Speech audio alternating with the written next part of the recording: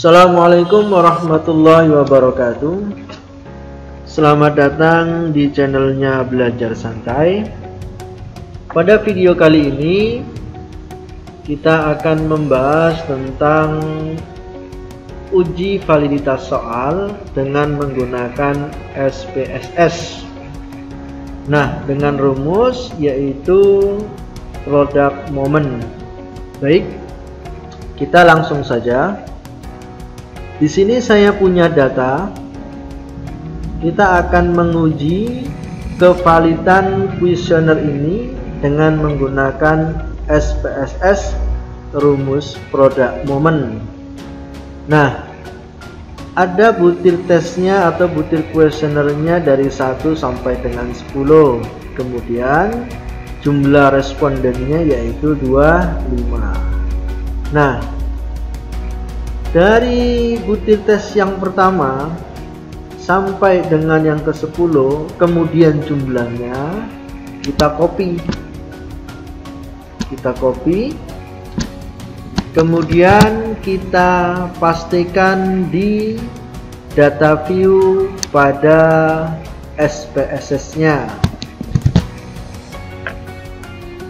Nah, ini adalah hasil copy paste dari data yang kita peroleh tadi. Nah, kemudian di sini ada menu-menu nama-nama item yang sepertinya cukup rumit ya jika kita lihat.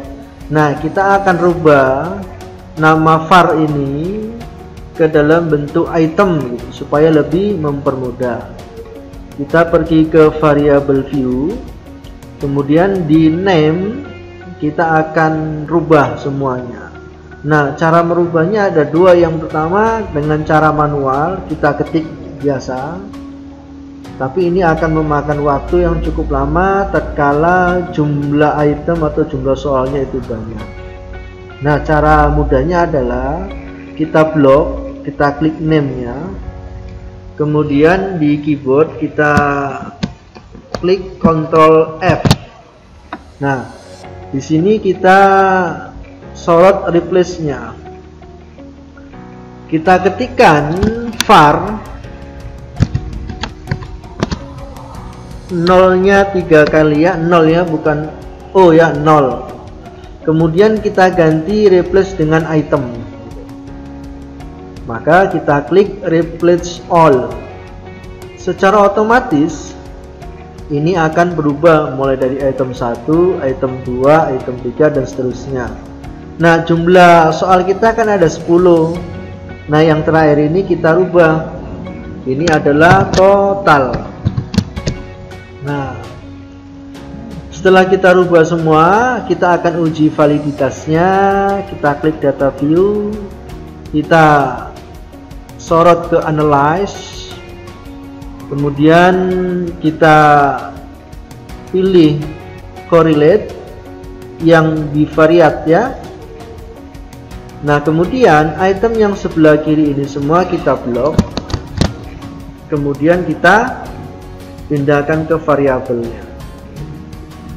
Nah, di sini ada menu person, kendali, Spearman. Jadi kita pilih yang person product moment.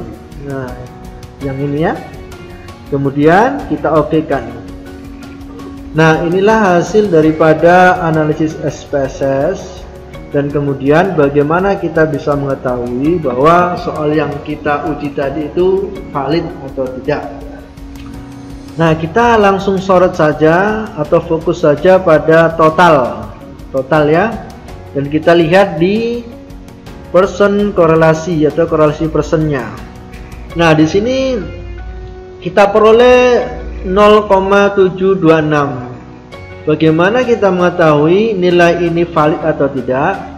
Maka kita harus bandingkan dengan R tabel pada product moment. Saya sudah siapkan R tabelnya. Dengan level signifikan itu 5%, dengan jumlah responden itu 25, yaitu nilainya 0,396. Nah, dikatakan valid apabila hasil analisis SPSS itu lebih besar daripada 0,396. Jadi kalau nilainya lebih besar daripada 0,396 maka itu dikatakan valid. Nah, sekarang kita lihat apakah ini lebih besar daripada 0,396? Ya, ini lebih besarkah dari 0,396? Ya.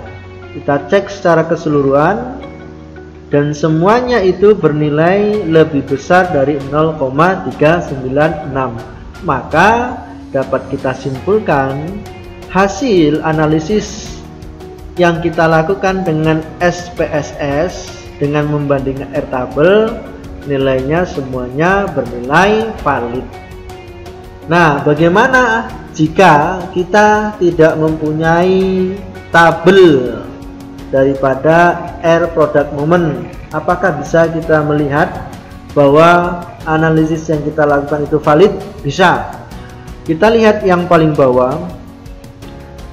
Korelasi ini signifikan pada 0,01 level details. Kita tadi pakai yang 0,05. Nah, apabila nilai yang kita peroleh daripada signifikannya ini, karena kita pakai yang 0,05 lebih kecil daripada 0,05, maka bernilai valid. Ini signifikan.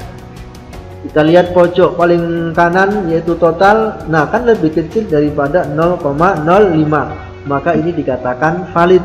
Ini juga valid, ini valid, ini valid, dan seterusnya.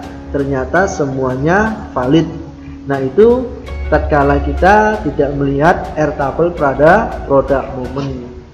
Nah, baik, mudah-mudahan video ini dapat membantu bagi teman-teman yang ingin menyelesaikan tugas akhir ataupun memvalidasi soal baik instrumen segala macam. Jangan lupa like dan subscribe video saya agar tidak ketinggalan video-video selanjutnya. Salam belajar santai. Assalamualaikum warahmatullahi wabarakatuh.